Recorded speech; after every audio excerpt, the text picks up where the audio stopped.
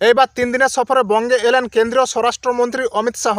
3 দিনের বঙ্গ সফরে সোমবার সন্ধ্যায় কলকাতায় পৌঁছে বিজেপির রাজ্য নেতৃত্বকে নিয়ে পরপর 2টি বৈঠক করলেন অমিত শাহ। 26-এর বিধানসভা ভোটের দিকে তাকিয়েই এই বৈঠক বলে গেরুয়া শিবির সূত্রের খবর। কেন্দ্রীয় স্বরাষ্ট্রমন্ত্রীর সঙ্গে প্রথম বৈঠকে বঙ্গ বিজেপির সভাপতি শ্রমিক ভট্টাচার্য, শুভেন্দু অধিকারী, সুকান্ত মজুমদার থেকে শুরু করে সুনীল বনসল, সতীশ ধর্মের মতো কেন্দ্রীয় পর্যবেক্ষকরা ছিলেন। রাজ্য বিজেপির ইলেকশন কমিটির সঙ্গেও বৈঠক করেন শাহ। বিজেপি সূত্রের দাবি, সারে মাতুয়া বলয়ে বিজেপি যে খানিকটা অস্বস্তিকর পরিস্থিতিতে আছে তা নিয়ে কথা হয় প্রথম বৈঠকে।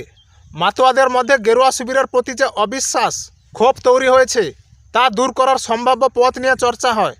আজ মঙ্গলবার সাংবাদিক বৈঠক করার কথা শাহের। সেখানে মাতুয়া প্রসঙ্গে বিজেপির অবস্থান ব্যাখ্যা করতে পারেন তিনি এবং বিজেপির কোর কমিটির নেতাদের নিয়েও বৈঠক করবেন শাহ।